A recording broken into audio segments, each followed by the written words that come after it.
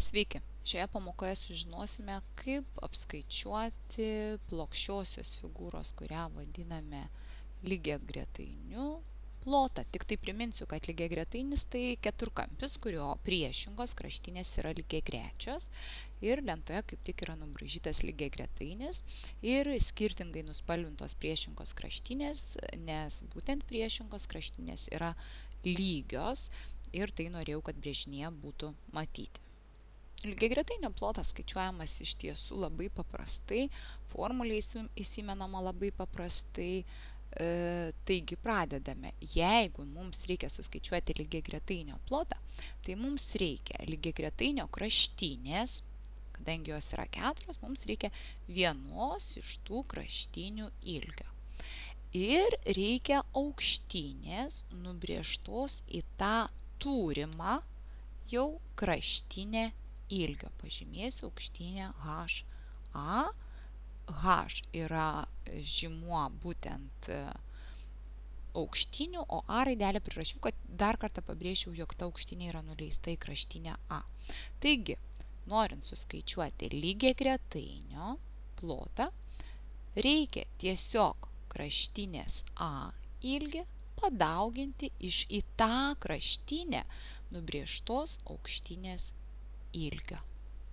Jeigu aš turėčiau kitą kraštinę, tarkim šią, pažymėsiu ją B raidę, tuomet man ir aukštinės reikės būtent nuleistos į kraštinę B. Ir ją pažymėsiu aukštinė HB.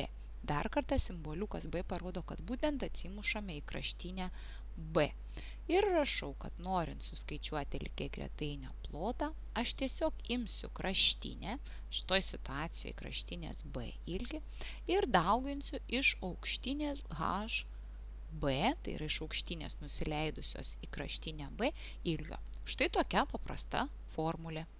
Lygiagretainio plotas kraštinės ir į ją nuleistos aukštinės ilgių sandauga.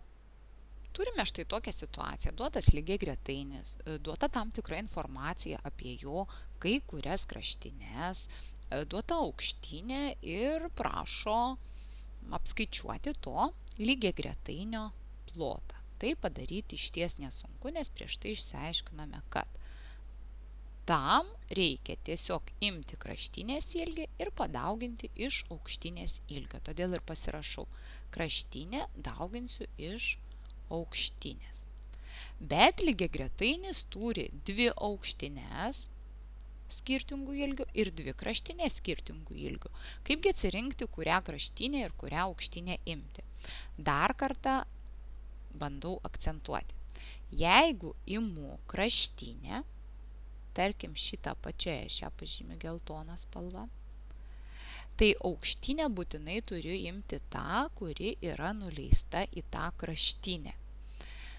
Vadinasi, aukštinę aš turiu 2 cm, kraštinės apatinės kol kas neturiu, bet tikrai žinodama lygiagretainio savybę, kad priešingos kraštinės lygios, o matau, kad yra duota viršutinė, nesunkiai surandu ir apatinę. Tiesiog net nesurandu, tiesiog žinau, kad jos yra lygios.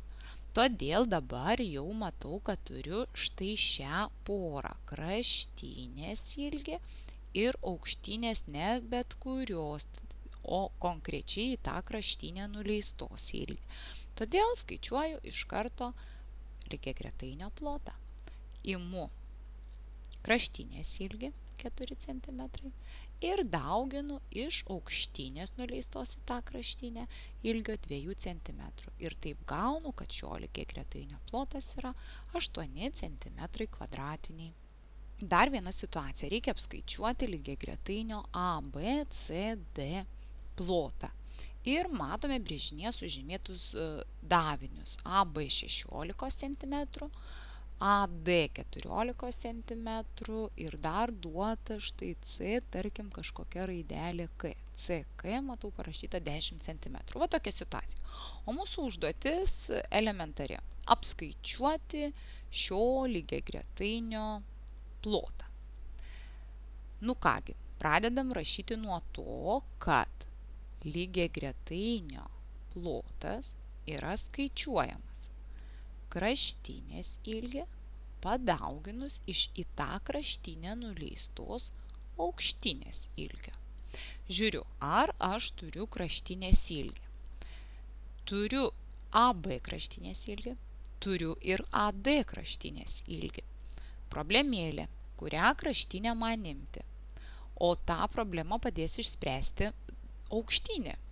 Jeigu aš žinosiu aukštinę nuleistą į kraštinę AD, bet žiūrėkit, net jinai yra paspalvinta melsvai, jeigu žinočiau, tai aš ir dauginčiau tą mėlyną porą, tai yra AD dauginčiau iš tos aukštinės štai šitos, H, tarkim, B. Bet aš neturiu šitos aukštinės, vadinasi davinys 14 cm kraštinės ilgis duotasis man kol kas nieko padėti negali. Tada žiūriu kitą kraštinę. Aha, kita kraštinė yra 16 cm, štai šita. Bet ar aš turiu į ją nubrėžtą aukštinę? Kadangi lygiagretainio kampas B bukas, tai aš suvokiu, kad aukštinė turėjo išeiti kažkur į tęsinį. Galėjo būti nubraižyta štai šita aukštinė. Va, pabraižysiu. Bet ji nenubraižyta, jos nėra. O yra nubraižyta aukštinė iš kampo C, štai čia, kuri ir išėjo kaip tik į tęsinį. Ir ji yra duota 10 cm. Vadinasi, aukštinė nubrėžta į kraštinę AB iš viršūnės C yra ne kas kita kaip štai šita CK. Todėl aš, norėdama suskaičiuoti šio lygiagretainio plotą, dabar jau tikrai imsiu tą rausvąją kraštinę, kuri yra 16 cm. Ir į tą kraštinę nubrėžtos aukštinės CK ilgį. Dar kartą, labai keistai brėžiniai atrodo, todėl kad aukštinė išeina į kraštinės tęsinį. Bet tai natūralu, nes lygiagretainio kampas buvo bukas. Ir gaunu atsakymą, kad šio lygiagretainio plotas, lygiagretainio plotas yra 160 cm kvadratinių. Na ir dar viena situacija, kurią iš tikrųjų siūlau paspręsti savarankiškai. Surasti šio šviesiai rausvo lygiagretainio plotą, manau, tikrai po šios pamokos kiekvienas iš jūsų gali ir tai privalo netgi padaryti. O kaip turėtumėme mąstyti, dar kartą tik tai priminsiu, kad mąstyti turėtumėme taip, kad lygiagretainio plotas tai yra kraštinės ir aukštinės sandauga, tuomet visas dėmesys į brėžinį, ar turiu kraštinę ir ar turiu į tą kraštinę nuleistą aukštinę. Aš matau, kad turiu aukštinę nuleistą į štai šią kraštinę. Va, matot, taip gražiai aukštinė nuleista štai į šią kraštinę. Vadinasi, man reikia viršutinės kraštinės ilgio, o aš turiu apatinės kraštinės ilgį, bet lygiagretainio priešingos kraštinės yra lygios, todėl galiu sakyti, kad aš turiu būtent viršutinės kraštinės ilgį. Ir dabar belieka, turbūt tikrai nesunkiai pastebėjote, 10 cm padauginti iš 8 cm ir gauti lygiagretainio plotą 80 cm. Šiai pamokai tiek.